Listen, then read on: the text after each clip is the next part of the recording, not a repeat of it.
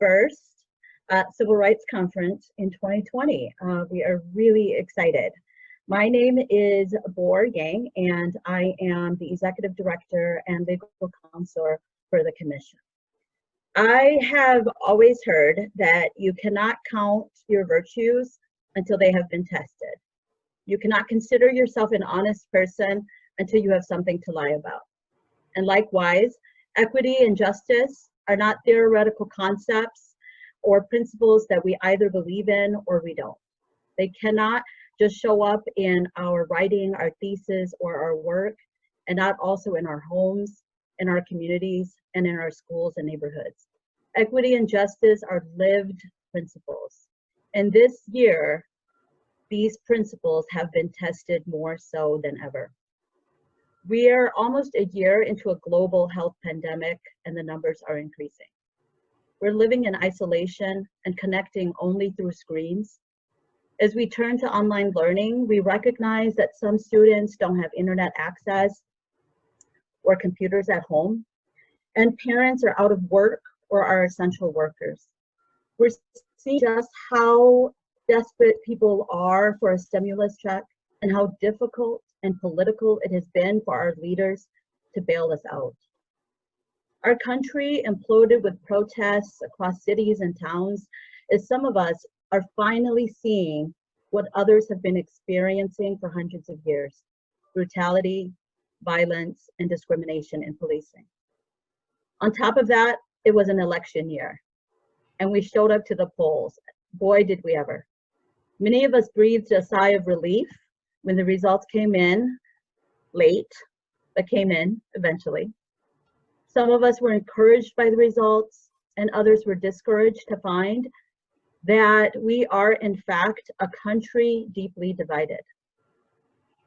At the Human Rights Commission, we strive every day to live out our mission, to promote full human and civil rights. A mission that is muddied by the day-to-day tasks and competing demands and deadlines and legal arguments and limited resources. But we carry on because the work is not done.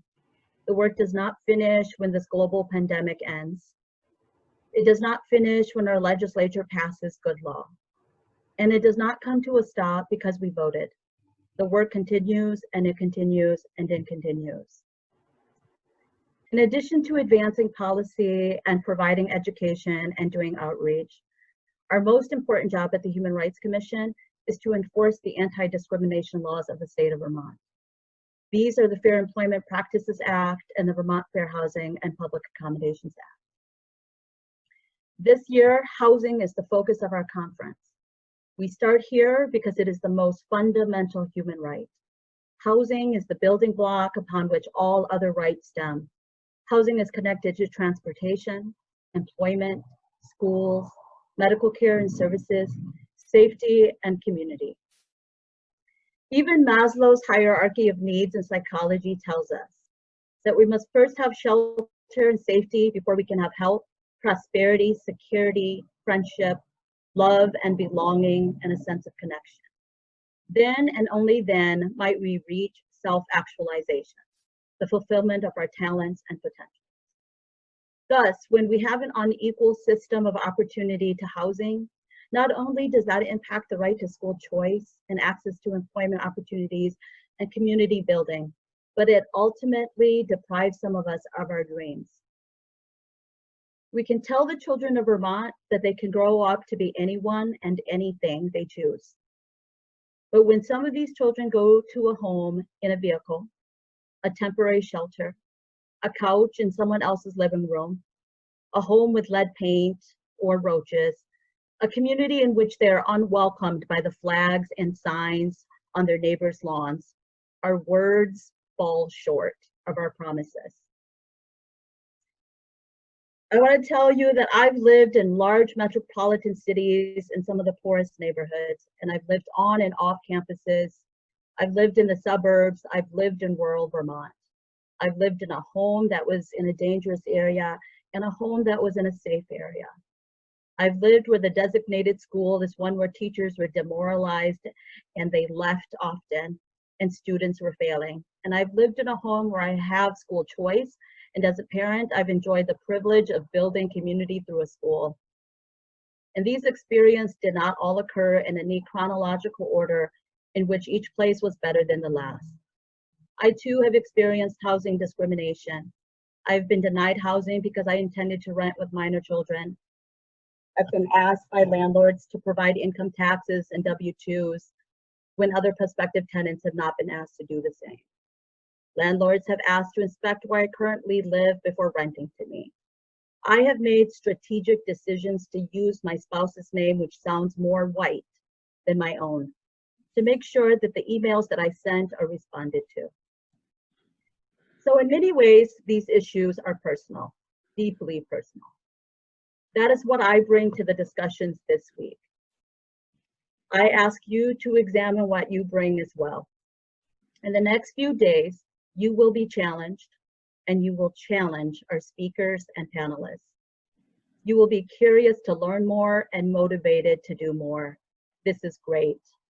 Our goal for the next few days is to promote dialogue and understanding of the critical issues that affect our fundamental right to housing.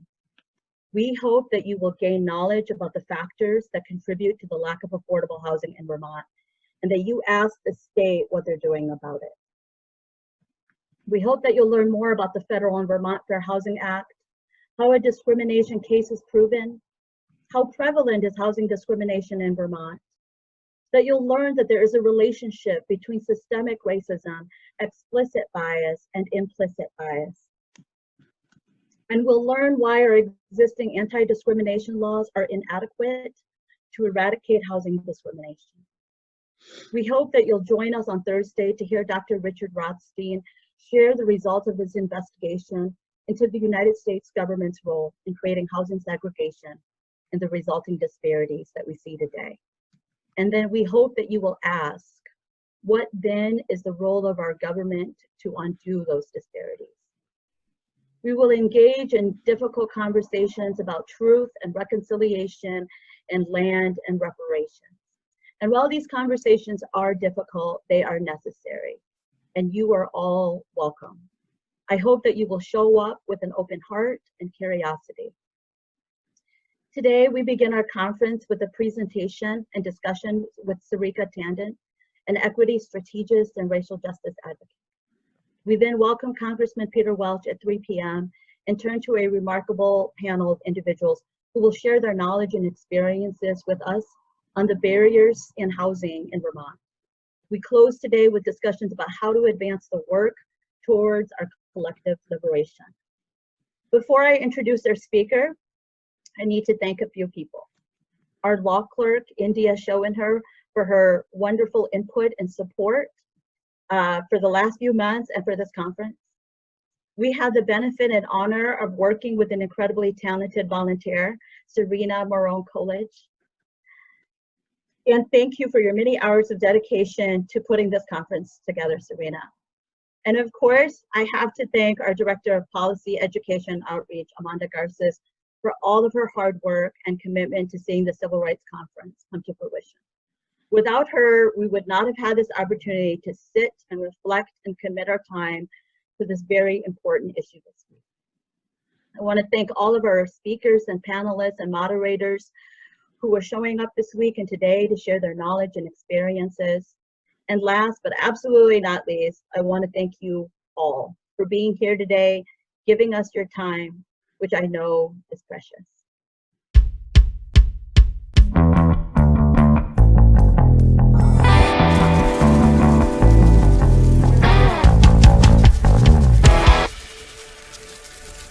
I'm excited to introduce our speaker, Sarika Tandon.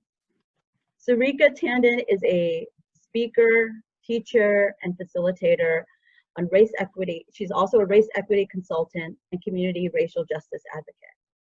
She is the founder of Rise Consulting and works at the intersection of race, equity, and the environmental movement, collaborating with environment-facing organizations to address the legacy of white supremacy in their organizational culture and programmatic impact. Sarika also serves as an advisory board member of the Vermont Coalition for Ethnic and Social Equity in Schools in the Montpelier Community Justice Center. She teaches at Antioch University in New England in the Graduate School of Environmental Studies. Sarika is a first-generation Indian American whose family comes from the foothills of Himachal Pradesh. Please forgive me if I did not say that right, India. She has lived in Vermont since 2004 with her partner, children, a cat, and 8 chickens. We are so lucky and honored to have her here with us today. Please help me welcome Sarika Tandon.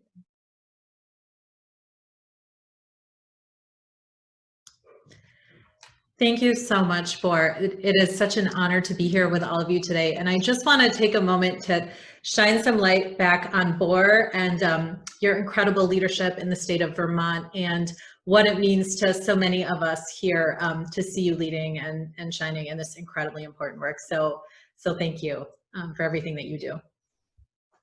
So I want to start with a land acknowledgement. My name is Sarika Tandon, and I live in Montpelier, Vermont, which is located on the unceded traditional lands of the Abenaki Nation. I ask everyone to join me in acknowledging and offering respect to the Abenaki communities, their elders of the past, as well as elders and all members of the Abenaki communities here in the present and future generations. I say this to acknowledge my responsibility and commitment to working to understand and dismantle the ongoing legacies of settler colonialism here on the lands and waters of Vermont, where I make my home. And so just a little bit about why I'm here and just to introduce myself a little bit. So my background is in environmental work. My education, my professional training, we're very much focused on environmental spaces. And when I was in graduate school, I discovered that the history of mainstream environmentalism was steeped in white supremacy and had for hundreds of years left out the needs, interests, and voices of communities of color. And in order to reconcile what I was learning, I began to study deeply about race and racism and never really stopped. It has since become the heart focus of my work. And I work mostly with nonprofits and higher ed people who are trying to address that impact of white supremacy in their institutions. And I'm gonna start my screen share now. Just gonna get that going. Let's see here.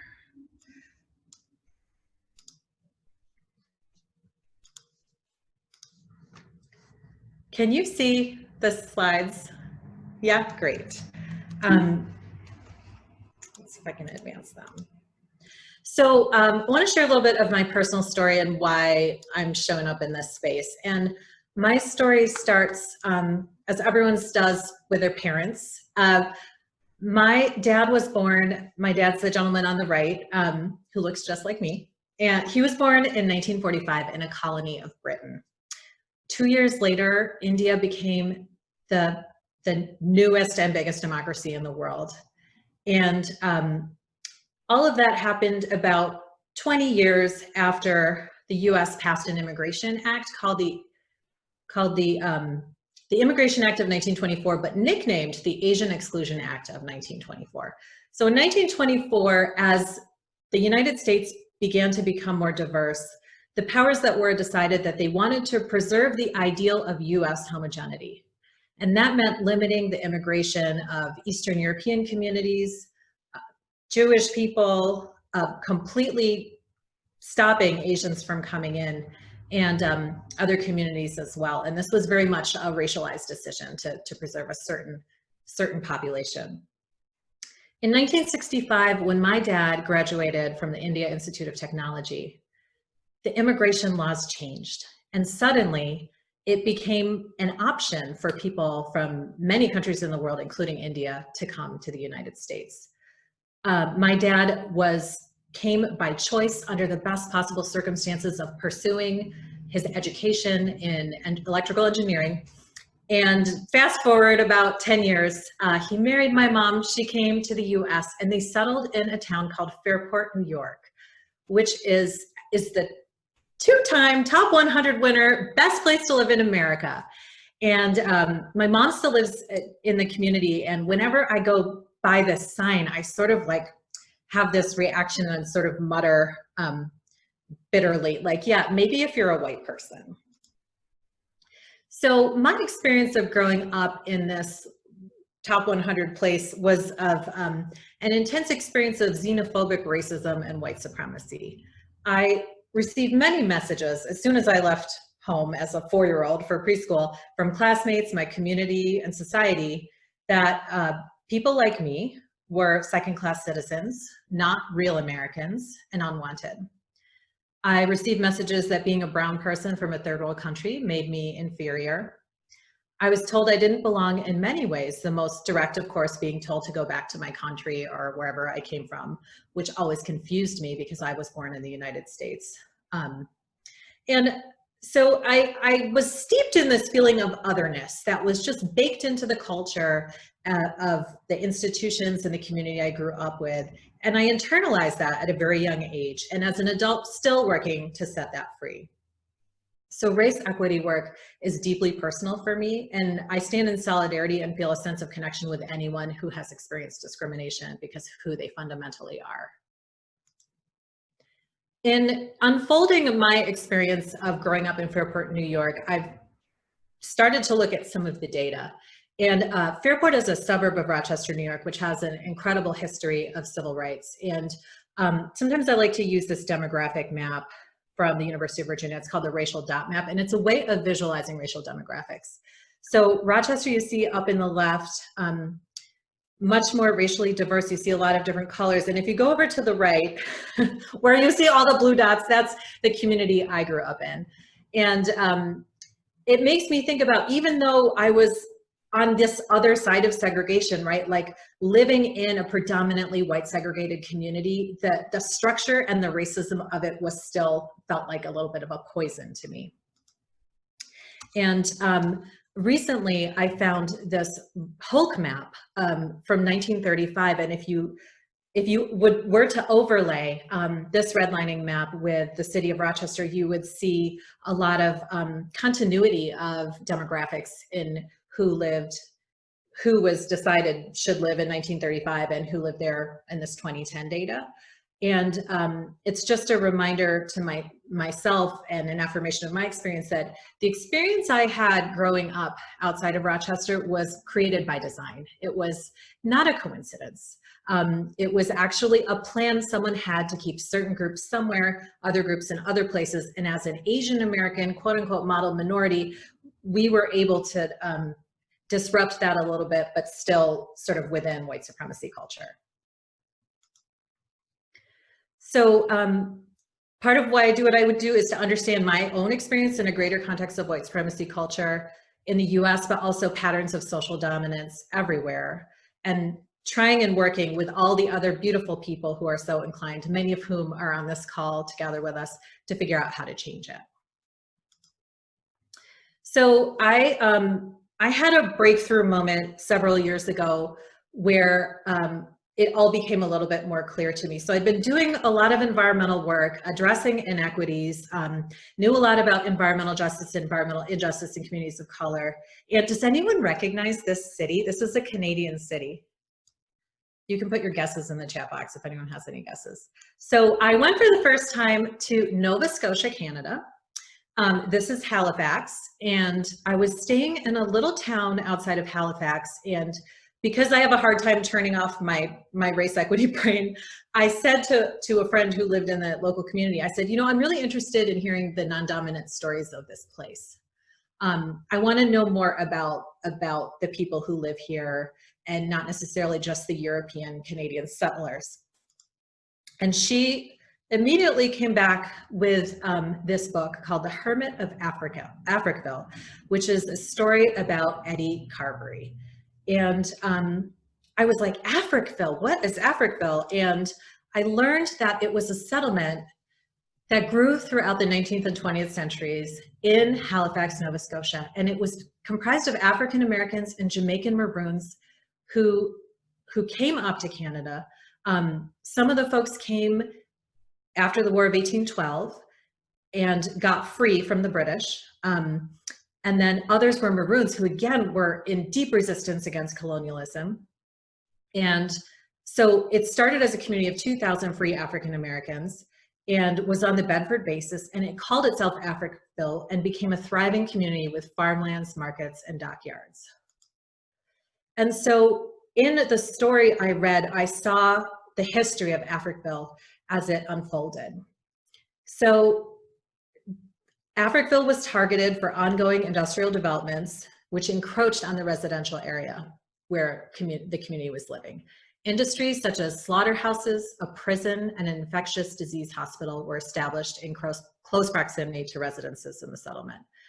And the lack of economic or political influence by the residents made the area vulnerable to city service facilities not wanted elsewhere. So in the minds of the powers that were in the Halifax city government, the presence of Black people, Black bodies in community living their lives, immediately they associated it with the things you would least want in your backyard.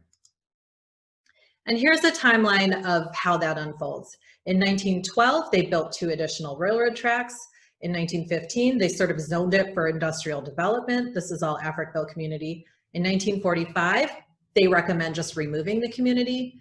In 1948, they approve funds to put water and sewer services, but never do it. Local wells are contaminated by industrial waste. The city labels the community as a slum. In the 1950s, they add a city dump. In 1962, they call it blighted housing and dilapidated structures and recommend tearing the whole community down. And in 1969, they force everyone to leave. And Eddie Carvery, whose picture is on the book I showed in an earlier slide, begins an occupation protest. And this is so I read this story and was deeply moved and sort of upset by it, and went to the Africville Museum, and this historical marker stands there. For over a century, African Canadians settled here, developing an independent community centered around church and family. As part of the urban renewal projects of the 1960s, officials introduced a plan to level the community and relocate its residents. The community mobilized, and even though no buildings were saved, Africville became a symbol of the ongoing struggle of African Canadians to defend their culture and their rights. Seaview Park, created on this site as a memorial to Africville, speaks to the enduring significance of community.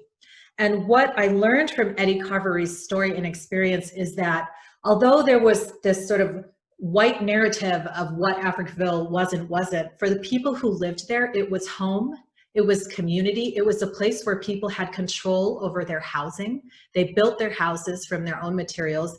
They had a certain amount of autonomy over their experience within a community where they felt at home and felt relatively more safe, despite all the industrial, medical, and waste-related hazards that were co-located with them. And this picture is from 2020. So Eddie Carvery is in his 50th year of occupying the land where Africville stood when he was a child. And I just presence his resistance and resilience just to honor the resistance and resilience of Black communities everywhere, and also just people who've experienced this kind of dehumanization and systemic oppression. He almost had to leave last year, and then the community came together and were able to support him in continuing his occupation. I share this story because I don't know why I had to leave the United States and cross the border and go to Canada, where I thought maybe things were a little bit less messed up. But when I learned the story of Africville, it occurred to me that everything that happened there is a unique and important story, and also a pattern. That every story I've heard of other communities where similar things happened sort of came into focus for me. That where you see communities of color, you see these types of zoning, industrial development, housing disruption, displacement, dislocation, and that actually it is based on a lack of value of human lives as ascribed by race or other types of identities. And so I share the story with you just to share the moment that I realized this was happening in communities all over the country and the world. And that there was actually nothing particularly unique about it, except for the stories of the individuals there. And of course, the reason for that is both institutional and structural racism. Institutional racism refers specifically to the ways in which institutional policies and practices create different outcomes for different racial groups. They may never mention any racial group, but their effect is to create advantages for whites and oppression and disadvantage for people from groups classified as people of color. And an example I use often when I talk to environmental groups is just a simple map of DC trash transfer stations. So here we are again, seeing those red dots placed in areas where you have the highest percentage of Black population. City sanitation department policies concentrate trash transfer stations and other environmental hazards disproportionately in communities of color. But if you read their policies, you won't say, put your trash transfer station in a Black community. It's all sort of like unspoken ways that things get done. Structural racism is the cumulative impact of racial bias among institutions and across society. It involves multiple compounding effects of an array of societal factors, including history, culture, ideology, and interactions of institutions and policies that systemically privilege white people and disadvantage people of color. So an example here, when we think about the Flint water crisis, which again, think about how housing relates to all of these. If you're living near the trash transfer station, if that's where your housing is, if you're living in the section of Flint, Michigan, I have a close friend and colleague who lives in Flint, but he's not in the section that had that piping and that water. So when the Michigan Civil Rights Commission, and this is just a flag of how important civil rights commissions are at the state level, they concluded after studying what happened, a complex mix of historical, structural, and systemic racism combined with implicit bias led to decisions, actions, and consequences in Flint that would not have been allowed to happen in primarily white communities. And this picture is a Pastor David Bullock holding some Flint water at a protest in 2016. So in my work, something, I talk about it every time, and I think at this point most everybody knows, race is the most significant predictor of a person living near contaminated air, water, or soil. It is not class, it is race. So you can have a middle-class Black family who is much more likely than a poor white family to be living in a contaminated environment. 56% of the population near toxic waste sites are people of color. There's a 38% higher nitrogen dioxide exposure, and they're twice as likely to live without potable water and modern sanitation. This is a very, very current statistic from the Center on Budget and Policy Priorities. Nearly 1 in 6 renters not caught up on rent during the pandemic, with Black, Asian, and Latino renters facing the greatest hardship. So again, we're seeing these differential impacts. And other really recent data that actually goes up to November 10th of this year, adjusted for age, Indigenous, Black, Latino, and Pacific Islander communities are much more likely to have died of COVID-19 than white Americans. So I want to address for a moment Vermont exceptionalism, and every once in a while I do encounter the narrative either that there's no people of color here, or there's not enough people of color here that we should be like focusing on these issues. And I'm sure a lot of people on this call have dealt with this more even than I have. So I just want to highlight the data on COVID disparities in Vermont. I'm sorry this is not more current, but the data does show that there is some disproportionality related to race with pre-existing conditions and COVID cases, and that also food insecurity, both before and after COVID-19, is disproportionate with non-white Vermonters. And I want to highlight some really important work done by the Vermont Attorney General and the Human Rights Commission. Just in case anyone hasn't heard of it yet, I think it's important, like, bring this report with you wherever you go if you need to make an argument, if there's anyone still denying that we have a problem here. So in this study, they found instances of systemic racism in 6 major areas in the state of Vermont. The education system. Students of color in Vermont experience disproportionate school exclusion, harassment, and attempted suicide rates. And when I worked with the Racial Justice Alliance at Montpelier High School, I could not believe some of the stuff the students were telling me and how similar it was to my experience in the 80s and 90s growing up. You know, it's like 30 plus years later, and some of the same issues just repeating themselves. Labor and employment, people of color have a disproportionate voluntary separation rate and termination rate, lower salaries compared to their counterparts. Housing, because BIPOC in Vermont are disproportionately low income, the lack of affordable housing has a bigger impact on these communities, and there are higher levels of housing discrimination for BIPOC communities. Our criminal legal system, as many people know, racial and ethnic disparities in police stops, search and arrest, and sentencing. In 2016, Vermont ranked #1 in its rate of adult Black male incarceration. In healthcare, we see BIPOC folks having less access to healthcare and higher rates of diabetes, asthma, and obesity, and other risk factors, including the physiological and psychological stress from racism, which is affecting our physical health. And economic development, 3% of employer-owned firms are owned by BIPOC in Vermont, which is disproportionately low compared to our representation. So again, this is a pattern. There's nothing particularly unique about what's happening in Vermont. It's the same expression of structural racism with like different details. So I want to go back in time to 4 years ago and tell a little story which helped me understand some of this stuff a little better. So on November 8th, it was election night. I won't tell you who ran, and I won't tell you who won, but I had to go to bed early. I didn't stay up to watch the election returns because I'm a baby and I need to go to bed by 9 or else things just don't work out for me. I also had a flight to catch the next morning.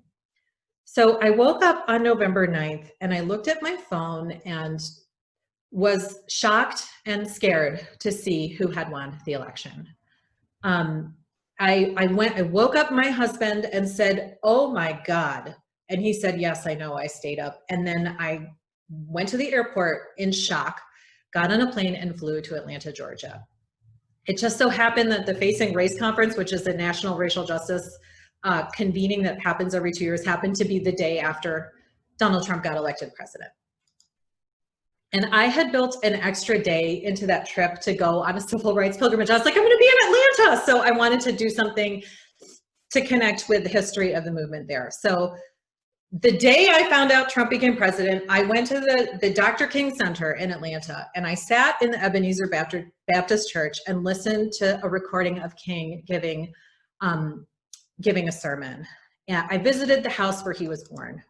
And amidst my panic and horror at what's happening, I was reminded that this is an ongoing story and that the struggle of this was centuries old.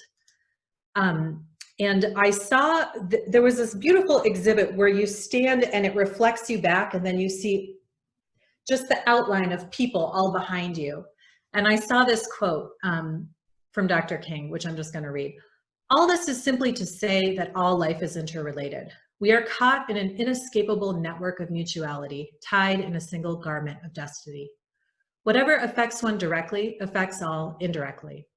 As long as there is poverty in this world, no man can be totally rich, even if he has $1 billion. As long as diseases are rampant and millions of people cannot expect to live more than 20 or 30 years, no man can be totally healthy, even if he just got a clean bill of health from the finest clinic in America. Strangely enough, I can never be what I ought to be until you are what you ought to be. You can never be what you ought to be until I am what I ought to be." And I had not heard this quote before, and it just hit me on this completely different level on that day about the sense of interconnectedness of struggles against oppression and struggles for liberation. The other thing I learned that day was there was a timeline of Dr. King's life, which ended far too soon. And then there was a timeline of Coretta Scott King's life, which went on twice as long. And in sort of the pattern of female leadership being, the stories being undertold, I learned things that I did not know that also shaped my thinking. So here's some things, new things I've learned about Coretta Scott King. She was the one who urged King to stand against the Vietnam War. He was not comfortable with that idea, but she could see the connection and was one of the people who said, actually, you need to make a stand on this. In the early 60s, she protested against nuclear development. She supported LGBTQ rights in the 80s and 90s, sometimes against other folks in the movement's judgment about the topic. And 4 days after Dr. King's assassination, she spoke in his place at the Poor People's Campaign rally. So here is a woman leading a movement for for the very lives of her people, and also standing up in all these different ways for all the issues because she could see that it was all connected. And I'm grateful for the teachings I received from her life on that day. I was also grateful to be in space with 2,000 national racial justice leaders who are leading in their communities but coming together. And one thing that really surprised me was the narrative from many communities who have been closest to the pain for a long time being almost equanimous about Trump's election and saying, this doesn't change anything for us. We have been struggling for our very lives for generations. Like, this is just the same usual thing. And so it was interesting that the people who maybe carried more privileges were more frantic and panicked about it, and those who had endured the most were more able to put it into this bigger perspective of struggle and movement and intergenerational fights. So I'm going to bring us into the present moment, and I share these pictures because in all of this struggle and hardship and everything we're trying to do, I just want to presence joy for a minute. So I had the incredible gift this winter of leaving in February and going to India, to my ancestral homelands, and celebrating the Holi festival with 4 generations of my family and my mom's ancestral home, which is where you throw colors on each other, and it's a celebration of spring and harvest, and it totally filled my well. I got to introduce my son, Krishna, who you see in the right picture, to my grandmother, Krishna, who I named him after. She had never met him before, and she was 91 years old. So closing this generational loop. And as my family were having our experience in India, the COVID pandemic was blowing up. And because I was in Asia, I was closer to the epicenter at that point, which eventually became New York City. And the closer I came to being time to go home, the more uncertainty there was about even crossing borders. We were able to come home safely, and the border to my home state, Himachal Pradesh, closed, I think, within 36 hours of our stepping into our home. So it was grateful to come home. And we came home to pandemic, to quarantine, to school being closed for the year. We came home to the devastating, violent deaths and losses of George Floyd, Breonna Taylor, Ahmaud Arbery, and the amount of trauma and horror and pain that it brought up for people fighting for racial justice, Black communities, people who love the Black community, people who have been facing this trauma and this violence for a long, long time. And one of my reactions was, as people started to wake up and started to seem to care more, was like, why now? Like why not 100 deaths or killings ago? And so it was a very, this year has been an incredible year of loss and the connection to opening. We came home to recognizing that Black and Indigenous Americans are experiencing the highest death tolls from COVID-19. And again, when the data started to come out disaggregated by race, and when the popular media started to acknowledge the disproportionate vulnerability of Black and brown communities, I was sort of like it used to be that it was just a conversation we were having on the side, and it became a national conversation. We're in a situation now where we know that the parents of 545 children that have been separated at the border still haven't been found.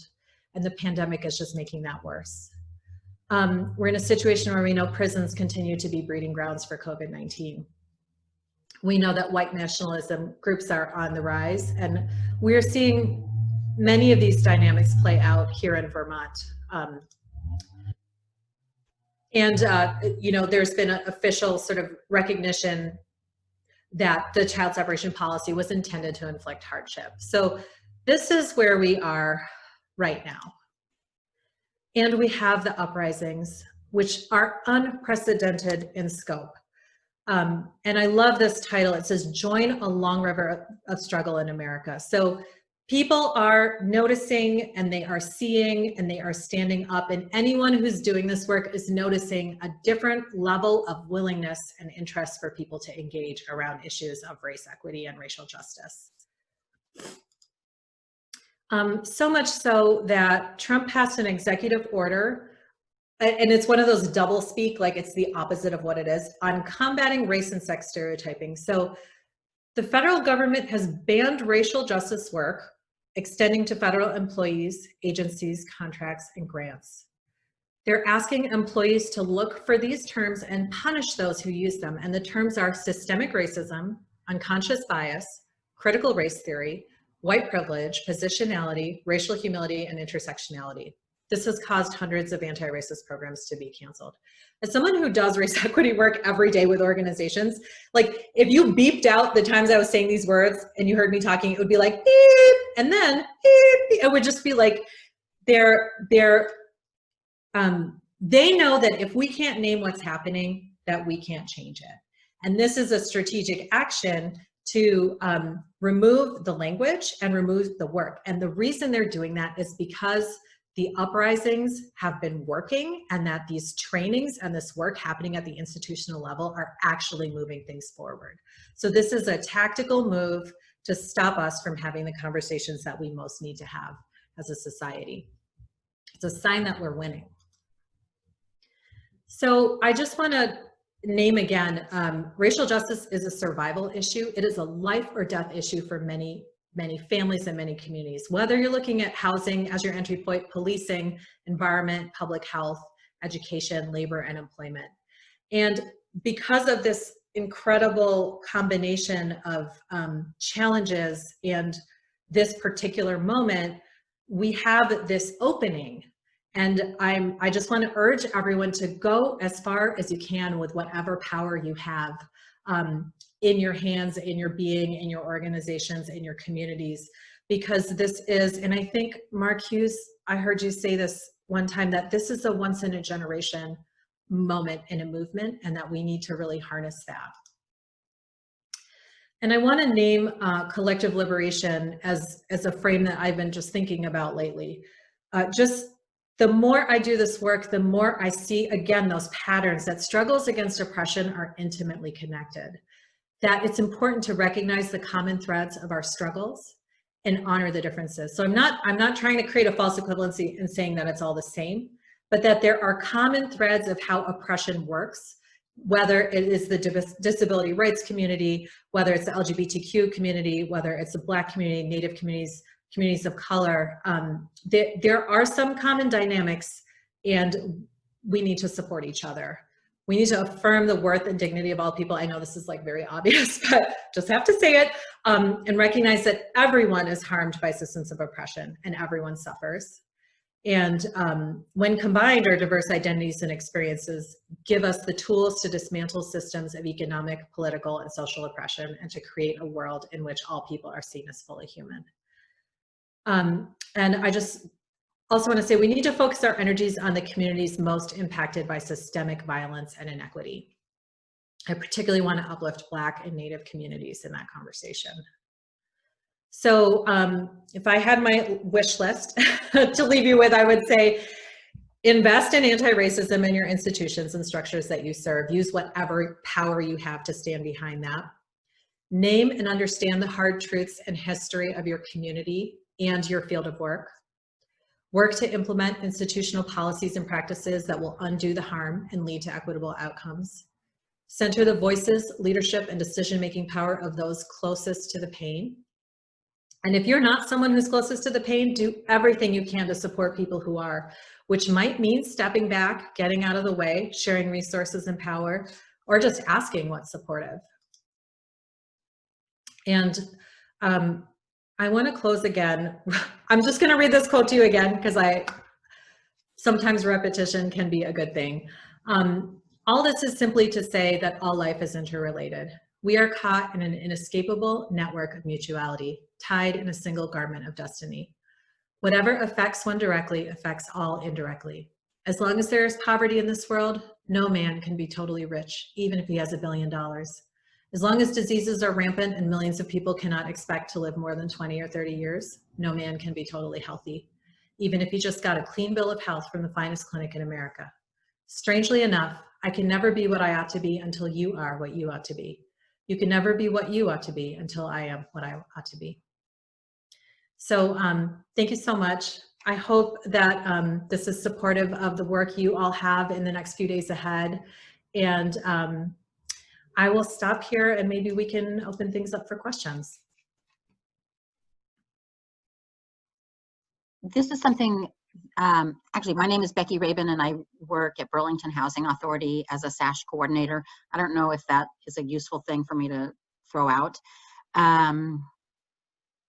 But my question is that institutional and structural racism, I would love another minute or two just crystallizing the differences and how they maybe overlap. I want to understand those like terms a little better.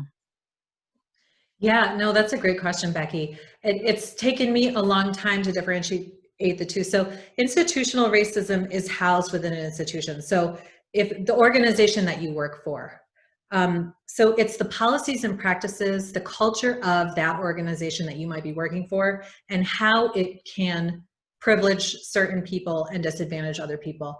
And again, what I said, what's so interesting about institutional racism, it's not in the mission statement of these organizations. I mean, maybe some of them, but most of them know to say, okay, we're gonna invest our resources in white communities and we are gonna disinvest in Black, Indigenous people, color communities. But still, if you look at the impacts of most organizations and institutions, they do just that. And so that is the layer of a specific individual organization or institution. Systemic racism is the combined impact of your organization, my organization, the school system, the hospitals, the medical system, and a huge piece of systemic racism is culture. It's our conscious and unconscious beliefs. It's the stories we tell each other. It's what we're hearing on the radio and on TV, and all the ways that that carries and infects us with certain biases. And so it's the cumulative impact of all of those forces and how it creates those differential impacts, whether it's COVID cases or deaths or access to housing or healthcare or anything like that.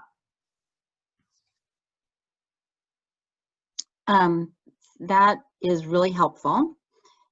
And I'd love to look and maybe create on my own as I get a better grasp of these terms, kind of like a Venn diagram, like is one a subset of the other? Is there an overlap? And how do they, and you used actually the word systemic this time, but before you'd use the word structural. Yes. And are those synonymous? I use those interchangeably. Okay. And I'll just name, I just learned this from Glenn Harris, who's the director of Race Forward.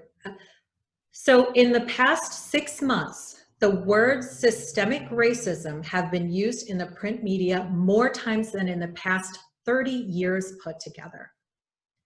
Which is why there's an executive order banning it. Because that sort of explosion of consciousness, awareness, curiosity, and interest outside of the racial justice community, which has been working on it forever, it's a thinking shift that's happening in this country right now. And so institutional racism is a subset. You need institutional racism to build up to structural racism.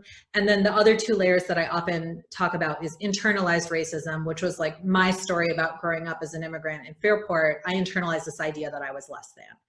Interpersonal is those interactions you have between people. Institutional then is that organizational level. And then structural is the combination of all of those plus culture and other factors. Thank you. I appreciate that. I have a question about what you're working on right now, and also if you could touch on part of your presentation. You were saying why now, and I was wondering if you had ideas about just how the movement has progressed and where we're going forward in your opinion. Also, my name's Mary Anderson and I work at COTS at the Family Shelter. Hi, Mary. Oh, thanks so much for your question. Right now, I'm working with the Nature Conservancy on climate and equity. I'm working with UMass Boston with scholars there to see how they can focus their research more on communities of color facing the front line of climate threats. I'm working with just as a a community volunteer with the Vermont Coalition for Ethnic and Social Equity in Schools to continue our awesome work to bring education justice more strongly into how school is happening here in Vermont. And your second question, why this moment? I feel like I haven't had time to process it. But what I'm hearing other people say is that in movements, there are tipping points. And some people believe that because of the pandemic, people are less busy and distracted by the million things, and we're able to witness and receive the profound horror of George Floyd's killing in a way that particularly white people who maybe weren't paying attention before or who weren't feeling it at an empathetic level. But the amount of video documentation we have of these executions of Black people in public spaces, and possibly there was the vulnerability, the collective vulnerability that we're feeling during the pandemic, and the fact that people were possibly less distracted is one explanation I've heard. But honestly, I'm still in that place of like, I don't know, I've been feeling the heartbreak for so long that I'm still like, but this has happened like 100 times. I don't really feel like I know. I'm humbled by that. That's great. Also, perhaps like the election cycle and just the changing, and but I really liked your point of empathy and slowing down and just kind of like paying attention, like taking the blinders off. And thank you for your presentation today. Sure. Thank you so much for the presentation. That was amazing. And I was wondering if I think with the whole why now thing, I was wondering if, to contribute to that, maybe it could be that it's just time, right? Maybe it's, I don't know how many people read The Third Reconstruction by the Reverend Dr. William Barber. But he posits that, it was, 1865 to 77, Reconstruction, it was the Civil Rights Movement, and now we're there again. I also wanted to just ask, maybe offline, to see if you might be able to circle around and look into what I believe is probably one of the only environmental justice issues that we have in the state, with the Champlain Valley Parkway, with Champlain Parkway coming in for the last 50 years into Burlington. And I don't know whether your work has crossed paths with environmental justice as it pertains to construction. I saw the railway stuff, and there's a lot of stories about, from redlining through a number of other challenges where neighborhoods are being pushed around. But certainly in the South End here, that'll be a traffic reduction of about 70% in the South End, Bor. And then it would up the traffic in probably the blackest neighborhood in the state, in King Maple, probably about 37%. So I just wanted to throw that out just as a personal invite to circle around, and also if there's stuff that we could collaborate on. And I also just wanted to flag the Act 54 report that you mentioned, that you held up, and thank the Human Rights Commission and the Attorney General for that work as a result of the Act 54 work in 2017. I think Coach Christie is on. Bless you, Bor. And then the last piece is, I think there's, I don't know, I think there's a, I have some recollection, a great recollection, in fact, of the 9th as well, the 9th of November, when the day after, and I had a similar experience here in Vermont while you were gone. So I really appreciate you reminding me of what happened the day after. Thank you for your work. Thank you so much, Mark. I have a question, if it's all right. Hi, Sarika. I only caught the last half of the presentation. I really appreciated it. And one part that stood out was this kind of idea of like banning racial justice work, because it was an experience that happened to me in an education nonprofit in January. And yeah, we were basically told we could not continue doing the work. And I've been thinking a lot around like this idea of pacing for privilege that Paul Gorski has, which is something we engage in, but then there's a reason for it in a way. So anyways, I kind of look back on that experience, and yeah, I was also reading that book by Ibram Kendi, and it kind of talked about like if your work's not working, then it's not working. And so I've been reflecting for myself too, and like taking some more responsibility of like, okay, yeah, like my organization may have done this thing which I don't agree with, but like, did I move too quickly? Was I too assertive? Did I, you know, like, could I have done it in a way that was more calling people in? So yeah, I just think a lot about, yeah, kind of how do you, what pace do you move at? How do you know the right pace? When do you call people in, call people out, like that kind of tension? Those are such great questions, Alyssa. Thank you so much for sharing that experience. I think for me, when people want to partner with me, I'm always scanning for enabling conditions. Like, so the kind of work I want to do is to speak the truth, go forward, not be apologetic, not have people questioning the fundamental value of the work. And in a lot of organizations and institutions, they're not ready for that. So I just say no. And then if there's something else I want to do in my advocacy or in my community work, I can show up in that way. But it sounds like that what you were doing, possibly the organization you're working for, wasn't ready for. So the enabling conditions for that analysis and that depth of understanding that you wanted to put into action wasn't there. And so we have our friends doing institutional change work who are willing to show up with people who are starting at that level to bring them to the next level. But I also think there's such an important role for people who are way ahead of where the organization is to be the first person to call it and to be like, this is how it should be, this is how we need to move forward, this is where we need to go. And but there's a cost to the person who does that. It's like being a whistleblower, and all of the impacts of that on your well-being, your mental health, your job security, your economic. So I just want to name that that's a role many people play, but that there are costs associated with it. And I think we're all sort of calculating where and how we can show up with the most power, the most grace, to move things forward the most. And that answer is really different for each of us. Cool, thanks so much. That was super, super helpful, and kind of thinking about everyone has different roles to play. Appreciate that.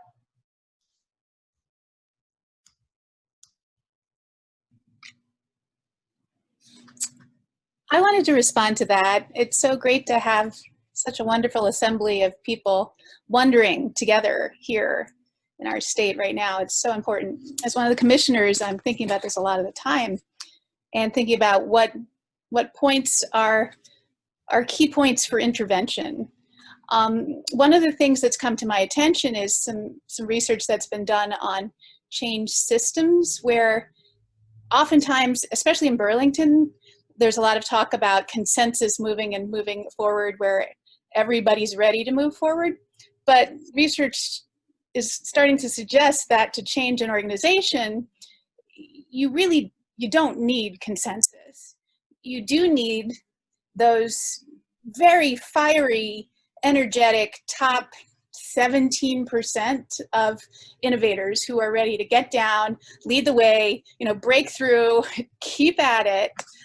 And then you kind of need this middle group that is a follower group, but isn't going to be obstructionist, isn't going to like dig their heels in and like, no, never, and sabotage it. So, but that, between the two of those, you really can get it done without 50% of the organization all lined up, ready to go, understanding it. And instead of creating a change initiative that is based on the most resistant people, the people who are like, I don't know why we're doing this, I don't like this, I don't want to be here. You can actually create change by empowering and enabling the energy folks to bring along this middle group of folks where suddenly the culture changes about what's expected, what we're doing here, where those who would otherwise drag their heels suddenly find that they're not going to be noisy about that. And in fact, maybe they're going to start to shift and change. And so it's a different locus of energy in change, and just a different theory of change about how we could get it done. So I wanted to put that out there and see if you had thoughts about that in your experience at all. Yeah, I think that's true that I agree with your point that consensus is not necessary and that there need to be people who are moving forward, and then there's that middle group that we bring forward.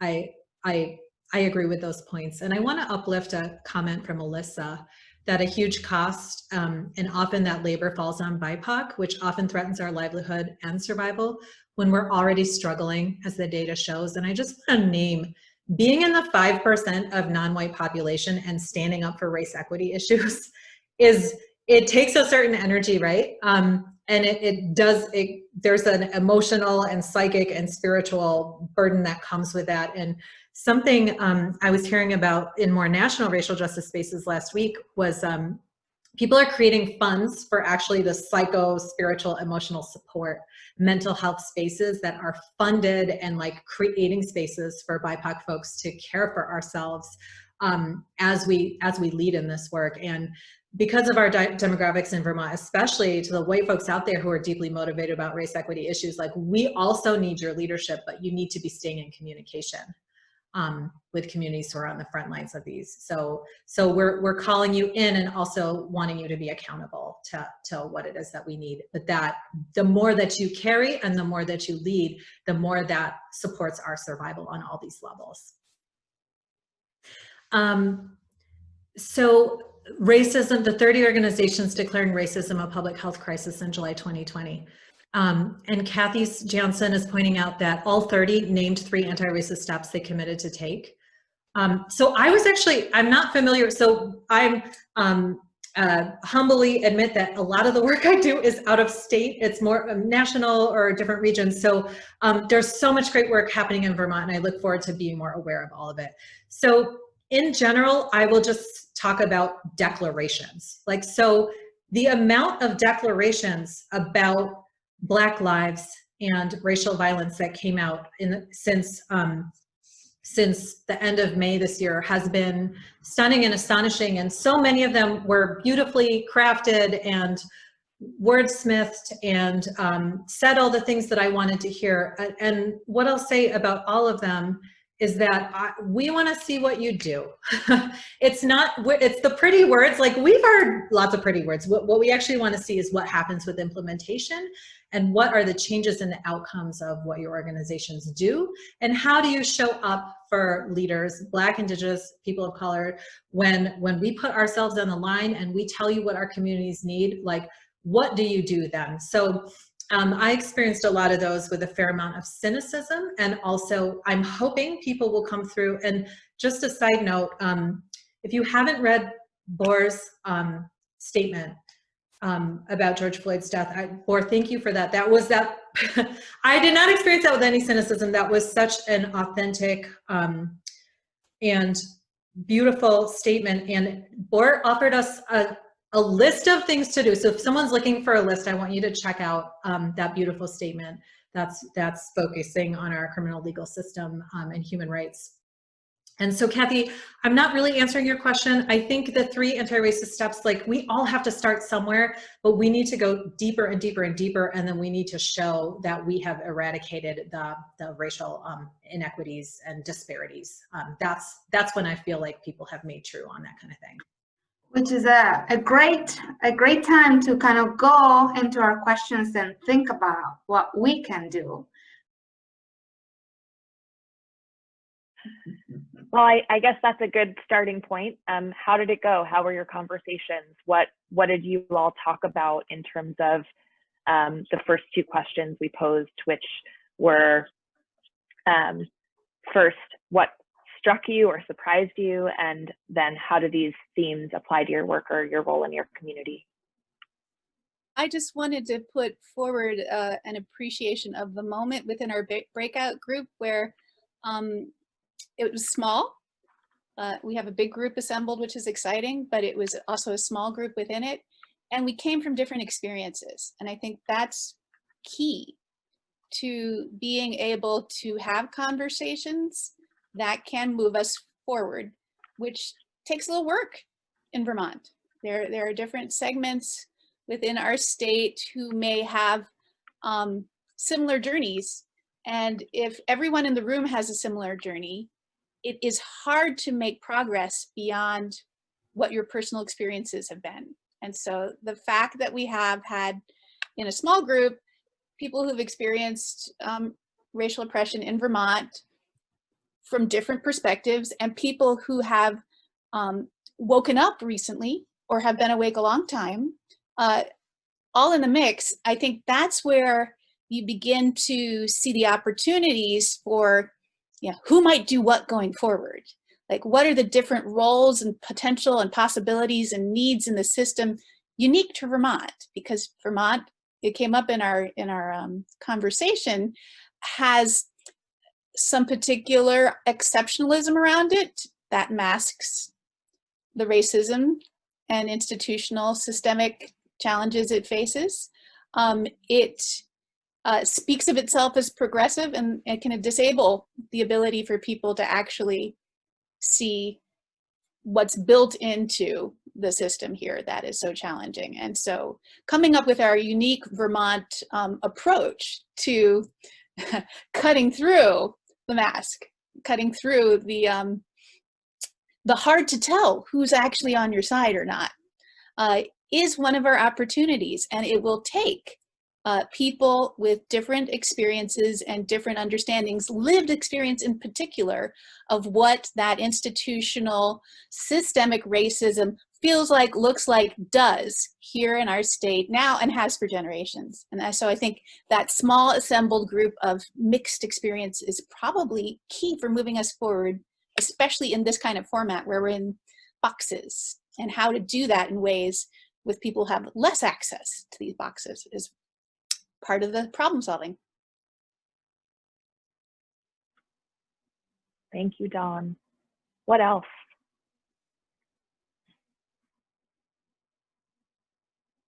So I actually just want to say thank you to Dawn. That was really an insightful set of comments. I agree completely. The group I was in was small, and I would value more time with them and actually with others. I'm new here in Vermont, having moved from the Washington, D.C. area. My experiences may be quite different, and I'm really looking forward to working in this space, and I really don't know how yet. And so part of why I'm here is to figure out how to do it, and a community, a diverse community, diverse in terms of experience and way of thinking and all that, is critical. Anyway, thank you.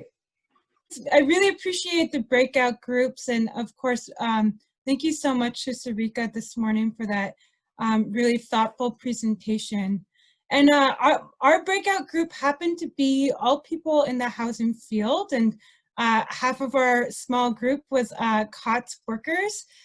So just we kind of had a different experience where we did share a lot of the same kind of experiences. And some of what we talked about was this. We weren't surprised by what we heard, but what we talked about was how do we do more than just maintain the normalcy of our housing nonprofits? It feels like so much of being a nonprofit is just trying to do the things that you need to do and you've always done. And there's this kind of like urgency around that. But we know, especially from this conversation, that the housing nonprofits, while they offer a really critical resource, is not doing what we've always done, is not nearly enough, and not going to do the work that really needs to be done. So we're thinking about like, well, how do we look into our local communities and the communities that our nonprofits work with, and think like, well, what communities are slowly being pushed out or denied agency and getting the resources they need, or what communities' needs haven't been traditionally met by our housing nonprofits. So no easy answers there. Thanks, Corinne. It's a great question, and something that Sarika mentioned, I think, is part of the puzzle. No solutions yet, but part of the puzzle in that is, how do we elevate the voices of folks who are most impacted, right? And how do we make sure that when we have positional power, whether it's being in a nonprofit organization or based on our identities, how do we ensure that we are really listening to the folks who are most impacted, and you know, in the vein of collective liberation and understanding sort of the intersectionality that Sarika mentioned. So thanks for bringing that up. What else did folks share? Take a couple more and then we'll go into breakout groups again.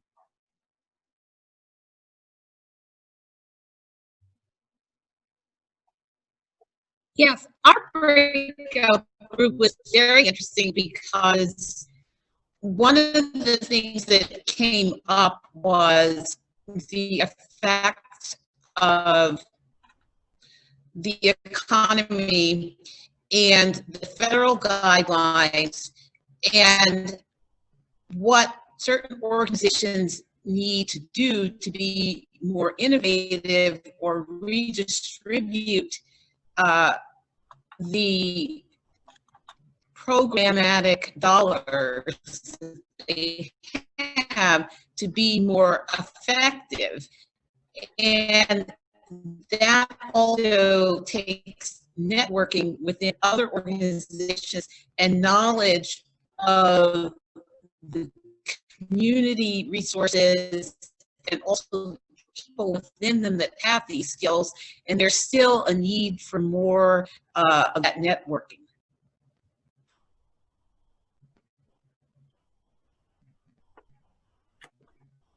Thank you, Pamela.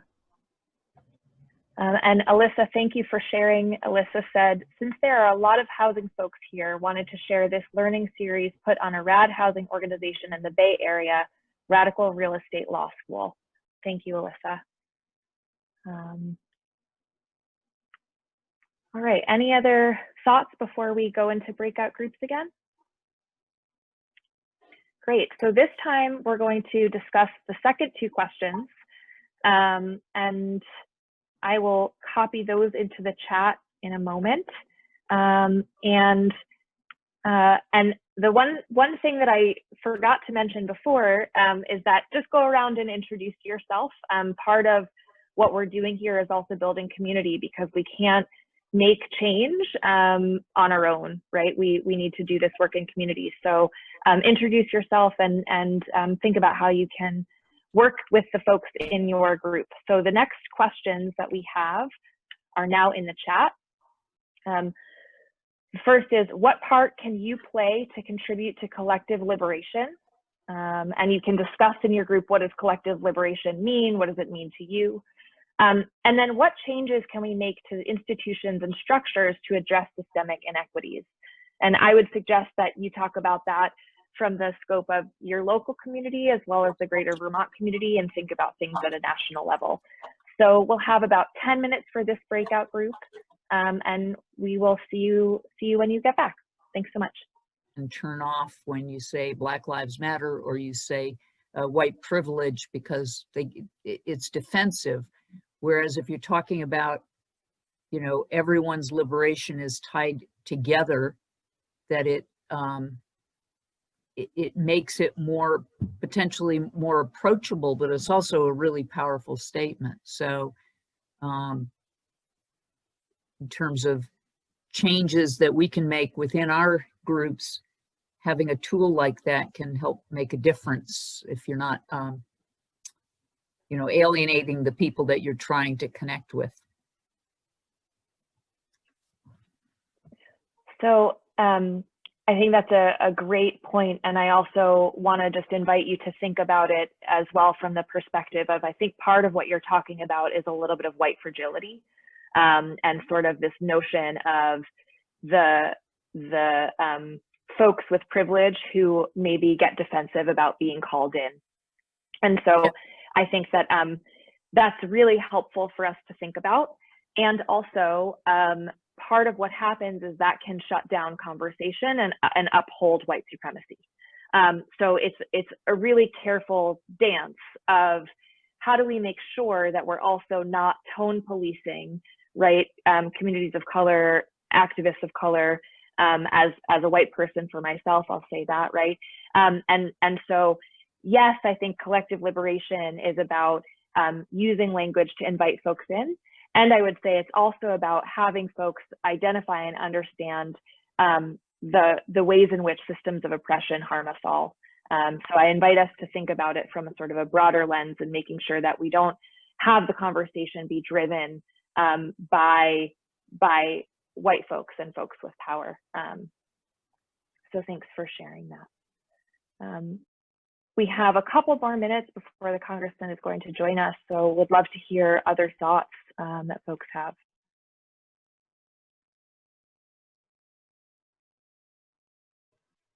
Well, I'll say a couple things about our group. And Serena, I really appreciated your response and your comment. I'll start there. Like, what is the pathway to what we want? What is there might be different pathways there, but I tend to want to like say it as it is and like call it out, but I don't want to turn away the people that we need on board. And so you're right, the balancing act is really important. So one of the things that a couple of the people in our group, we only have 1 minute, we're talking about is that I work usually with individuals. And of course I need to always be willing and eager to check myself and what assumptions I might be making about somebody, whether it's someone who is BIPOC or all of the other oppressions. I have to check myself, but my goal is to help support somebody in housing and their needs to 100%, in best of my ability with all the resources and my wisdom, and listen to them, all of that. And so another place where I can work is with my colleagues, and not all colleagues are in the same, not that I'm where I need to be, I still need to learn more and move forward, but there are definitely people who are way far to the right of me, and it's not just a political thing, but I think it tends to be that people that are right wing tend to be more, I don't know, maybe this is incorrect of me, but there are definitely people who have more assumptions. And so communicating with them and establishing policy. There's a new group at Burlington Housing Authority, relatively new, that's working to, actually we call ourselves the JEDI group, which is, I think that there's other people on this that can help me. Justice, Equity, Diversity, Inclusion. So we just came up with that acronym, and we're working on, we formed a personnel policy, and it went to the board and got approved. So like real concrete goals that got established within an organization.